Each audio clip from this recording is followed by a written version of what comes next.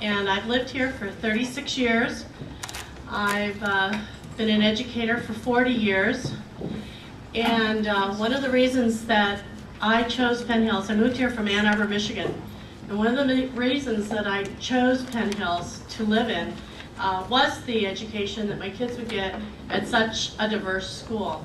And back in when my kids started, when we moved here, it wasn't as diverse as it is now, and I'm always thankful for it, always thankful for it.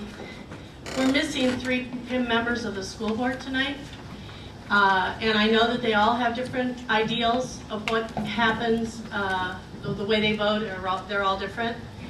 And if you're making such an important decision tonight, I really think that everyone should be included in making this decision for various reasons.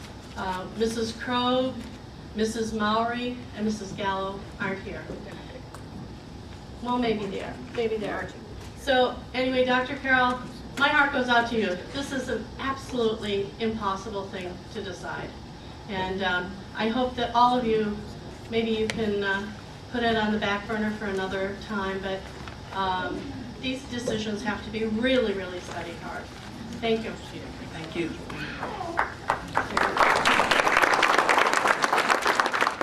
In the proper running of a school district, it's important to involve all the stakeholders, try to reach consensus, that's the best way, and implement your actions in a timely manner.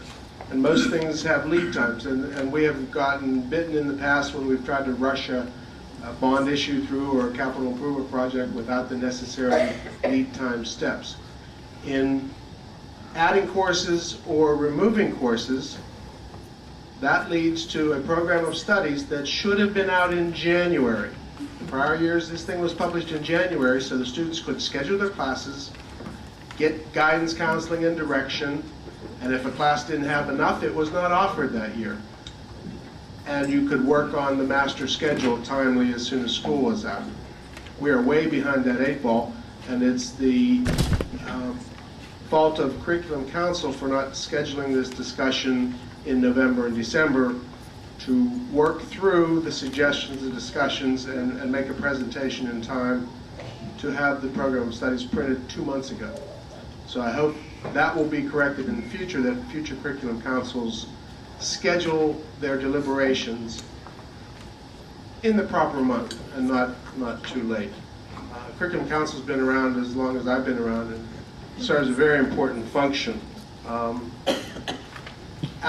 I just want to comment, many of the courses that are proposed to be deleted were explained totally satisfactory, and the necessity was unquestioned, and they're on the list. For the 5 that were asked to be retained, there were some valid reasons.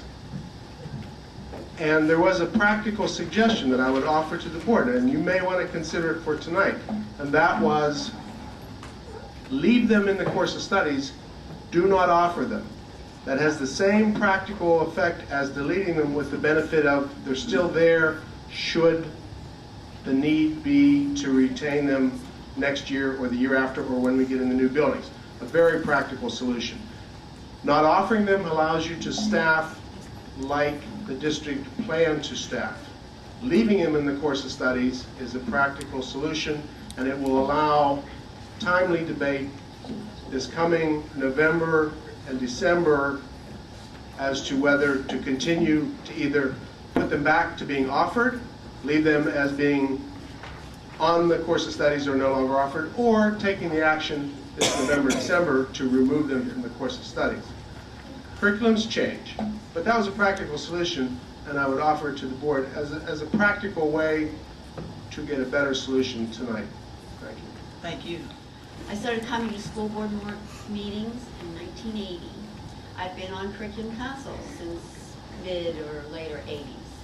So I'm well aware of how the programs are supposed to work, and I have been very pleased with how many great programs have been added, and yet we haven't been taking any programs off.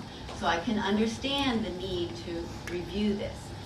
But information that our new administration did not know is a lot of the reason these items were being put on, a lot of these electives and half-semester courses, was to eliminate study halls, because study halls is where the kids start getting rowdy or into trouble or whatever. And that was the reason to have all of these. And no one seemed to have known that when we brought that up at Curriculum Council this week. So this is something that hasn't been discussed, I'm sure, amongst you. You are moving the 9th grade class up to the high school. They are now going to have options for this. So you have no idea what the staffing and how many children are going to be going into these programs now, which is all the more reason to leave in the select few that could be beneficial to children. After all, isn't that what we're here for? It's for the children.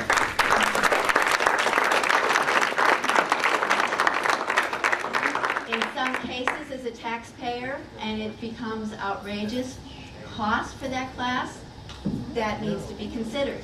But just numbers alone doesn't reflect what that cost is going to be on this class. If there's a teacher available, instead of them being a babysitter in a study hall, they should be teaching, and I don't care if it's only 7 classes. If our numbers are going down, then there's 7 children who need that class.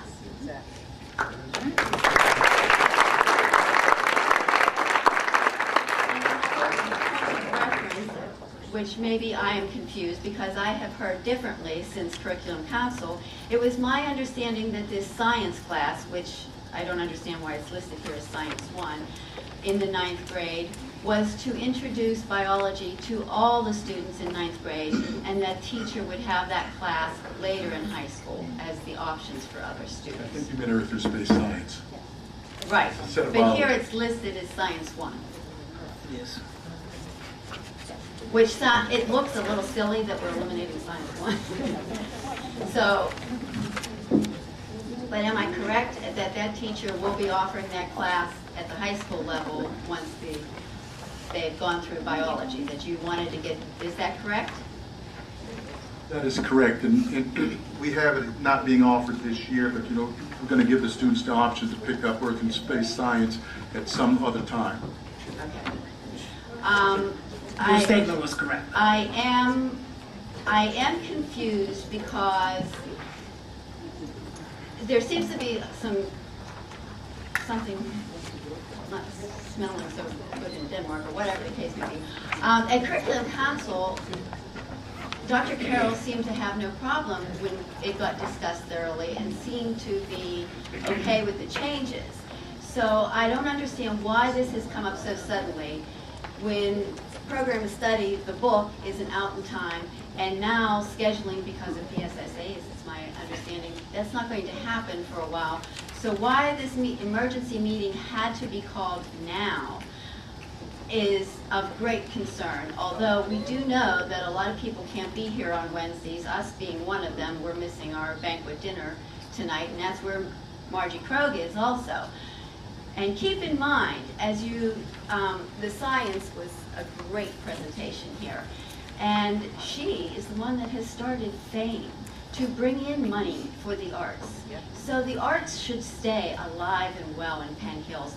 And I just like the opportunity that the media is here, because Penn Hills has a lot of great classes and has a lot of great kids. But it's only the bad news that tends to get out. Can Ms. Patterson So- start wrapping it up a little bit? I ask that you consider leaving these at least through the 9th grade, getting into the high school, and reevaluating this at a different time. Thank you.